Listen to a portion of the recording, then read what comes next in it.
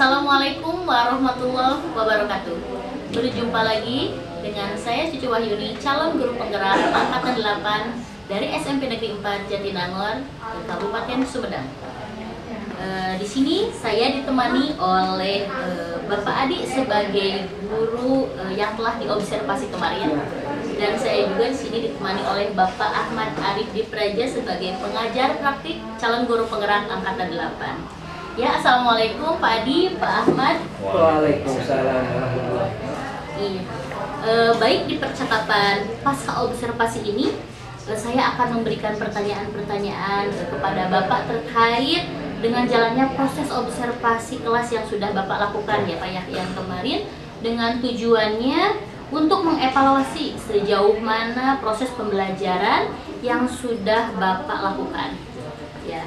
Nah, baik Bapak, siap? Siap. Iya. Boleh. Untuk pertanyaan yang pertama nih Pak, bagaimana nih perasaan Bapak ketika mengajar kemarin di 9C? Perasaannya memang cukup menyenangkan karena kategori anak-anak kelas 9C itu mungkin kategori anak yang cukup aktif lah dalam segala bidang, dalam segala hal. Makanya menjadi satu tantangan lah ketika berkomunikasi dengan mereka. Jadi kalau misalnya kitanya terlalu paku, anak-anaknya malah akan ribut sendiri gitu, dibanding kitanya yang tidak bergerak ataupun hanya duduk di depan atau hanya berdiri saja di depan. Anak cenderung ramai sendiri dengan kelompoknya masing-masing. Iya, makanya kan waktu kemarin itu kita saya mondar-mandir ke seluruh bangku untuk menyapa anak-anak bagaimana kendalanya, apa yang mau ditanyakan ataupun hal-hal yang mengenai pelajaran itu, anak supaya langsung bisa berinteraksi gitu. Anak lebih terkondisikan dibanding saya harus duduk di depan ataupun hanya di depan berdiri, cukup berdiri saja gitu. Jadi kemarin juga semua anak terfasilitasi Ya, ya Pak, jadi dan semua alhamdulillah anak menyenangkan terfasilitasi ya. dan menyenangkan. Cuma kemarin kan kita juga sambil LSPS juga ya Pak, Ya, jadi anak kebetulan. nggak natural juga gitu ya ketika melihat guru-guru yang lain ya. Betul. Oke. Bisa diceritakan kembali Pak nih, area pengembangan apa yang Bapak lakukan di dalam kelas kemarin, kemudian langkah-langkah atau tahapan-tahapan pembelajaran apa yang sudah Bapak lakukan di dalam kelas seperti itu? Ya, untuk sebetulnya kemarin itu dengan metode discovery learning mungkin, tapi ada sedikit yang mencuat, sedikit menyangkut ke problem yang itunya, yang backgroundnya. Tapi sedikitnya kemarin itu anak-anak cukup tertarik dengan beberapa yang sebelumnya disampaikan, untuk bahwa anak itu tujuan pembelajarannya supaya anak itu bisa mengaplikasikannya di kehidupan sehari-hari, seperti yang sebelumnya disebutkan, bahwa ketika di anak itu suka ada stigma, nggak apain lah belajar ini susah dan nggak bakalan dipakai di kehidupan sehari-hari. Nah, dari stigma itu mau mencoba terus sedikit demi sedikit digeserkan ya. Iya, jadi kemarin tujuannya juga sudah tercapai ya Pak Ya, ya. Anak-anak kemarin bisa, mudah-mudahan bisa mengaplikasikan pembelajaran kemarin di kehidupan sehari-hari. Nah, menurut Bapak nih, apakah area pengembangannya sudah berhasil atau belum Pak ketika pembelajaran kemarin itu kebetulan tentang present tense? Nah, ya. Untuk kemarin bukan present tense, itu ada past tense. Past tense ya, past tense. Merujuknya ke kategori bab 1, bab 2, bab 3. Mungkin di gambaran pikiran anak adalah rumus, wah itu bahasa Inggris itu seperti apa, makanya bingung. Maka kemarin itu pas saya mengajar, dicoba berpikir anak itu untuk mencari hal yang memang lumrah di kehidupan mereka. Makanya kemarin dicontohkan ada kata fried chicken. Nah, saya ambil kata fried-nya itu sudah mengaitkan ke materi yang akan dibahas. Makanya anak supaya tidak terlalu jauh berpikir bahwa rumus apa, ini rumus apa, maka kemarin dipancingnya dengan hal seperti itu. Iya, jadi alhamdulillah ya Pak ya. Jadi kemarin area pengembangan pengetahuannya sudah ya, walaupun sedikit-sedikit, dan keterampilannya nanti juga mereka juga bisa mengaplikasikannya ya. Nah, menurut Bapak apa sih kekurangan atau kendala yang Bapak hadapi ketika mengajar kemarin? Kekurangannya karena memang ini basicnya bukan sebagai bahasa, dalam tanda kutip bukan bahasa ibu, maka anak sedikit kebingungan ketika saya mencoba memberikan istilah-istilah dengan bahasa Inggris ataupun kategori-kategori bahasa sesuai yang diharapkan dalam pelajarannya. Iya. Bahasa Inggris itu bahasa asing gitu Ya, ya, Pak. Jadi nggak pernah jadi jarang jadi didengar untuk native ini. ya. Nah itu kekurangan-kekurangan yang seperti itu bisa diminimalisir nggak Pak? Seperti kemarin kan anak-anaknya masih kurang aktif gitu. Ya, Nah, kurang aktif. Sebetulnya ada beberapa anak di luar kelas, di luar jam pelajaran itu sudah menghadap, artinya mereka bertanya, Pak saya pengen bahasa Inggris, walaupun ada 1 atau 2 orang, makanya saya tekankan, sok silahkan kalau mau bisa bahasa Inggris, Bapak akan berikan kalian materi-materi khusus, artinya dalam luar pembelajaran sehingga intens mereka dan bisa digunakan. Nah, nanti membantu ke proses pembelajaran. Jadi setidaknya ketika ada di kelompok-kelompok tertentu ya anak yang sudah mau mahir dalam, artinya tidak mahir dalam kategori 100%, cukup memahami, maka ketika feedback dari saya atau anak dari saya ke anak itu akan nyambung istilahnya. Jadi itu sebagai acuannya untuk sedikit membenahi dari aktivitas anak-anak. Apa kemarin dari model-model discovery-nya sudah tercapai semua Pak? Untuk secara keseluruhan 100% mungkin belum, karena itu tadi balik ke masalahnya seperti tadi, seperti anak yang native speaker, mungkin ya perlahan sedikit demi sedikit dengan bantuan hal yang lainnya, daya dukung yang lainnya, mungkin kedepannya bisa lebih baik dan menjangkau untuk seluruhnya. Iya. Nah, apakah ada ide-ide lain nih Pak yang Bapak ingin dari proses pembelajaran agar anak-anak lebih menarik? Seperti kemarin kan tidak ada media pembelajaran ya.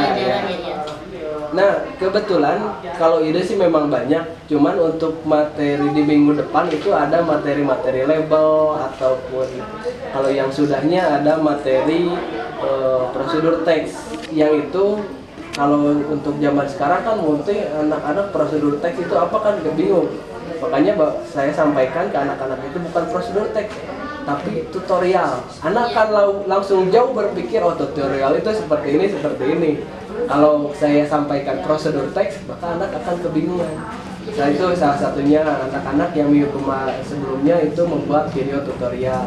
Nah kalau yang kedepannya itu ada di materi label, kebetulan yang dipikirkan oleh anak dari tahun sebelumnya ketika mendengar kata label pasti adanya di emtek baju atau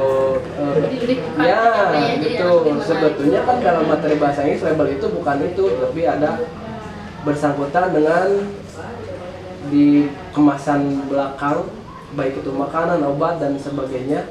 Nanti saya mau coba anak-anak itu suruh membawa 1 buah snack ataupun makanan yang memang bisa mudah dan murah untuk didapat dengan ada unsur bahasa Inggris di belakangnya. Kan bisa ada beberapa bahasa di belakang tulisannya. Nah itu nanti akan dipraktekkan langsung, jadi anak mau melihat, oh ini label gitu. Oh jadi Bapak sudah ada rencana-rencana ke depannya ya Pak ya, agar pembelajaran itu lebih menarik lagi. Nah kira-kira Bapak akan melakukan rencana itu kapan nih Pak? Untuk di minggu hari ini selesai prosedur yang kemarin, dan nanti ketemu di minggu depan yang label itu. Iya, jadi nanti minggu depannya lagi ya. Iya Bapak, terima kasih atas jawaban-jawabannya, yang mudah-mudahan apa yang Bapak rencanakan itu dapat terrealisasikan dengan baik ya Pak ya. Selanjutnya saya akan memberikan kesempatan Bapak ya kepada Bapak Ahmad Arif untuk memberikan umpan balik mungkin ya Pak terkait kegiatan pasca observasi ini. Silakan Bapak.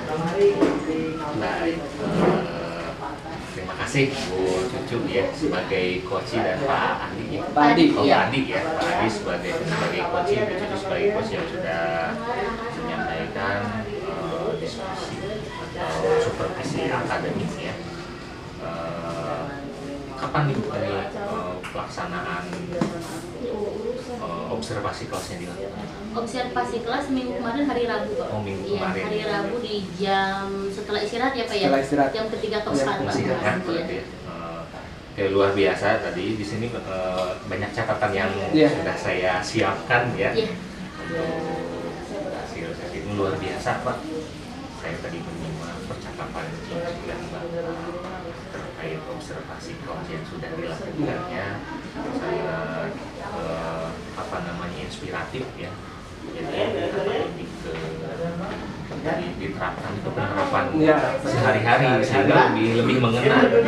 Di sini yang ingin saya singgung itu lebih fokus ke pelajarannya, lebih ke pelaksanaan tugasnya.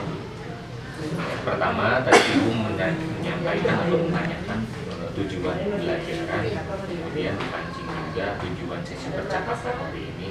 Berarti indikatornya karena memang di setiap percakapan itu harus ada tujuan yang diangkat sehingga percakapannya tidak kemana-mana. Adapun tadi tujuan yang dicapainya, yang ingin dicapainya si anak-anak lebih memahami materi dan disesuaikan dengan konteks nyata. Dari besarnya seperti itu. Kemudian tadi saya lihat tidak ada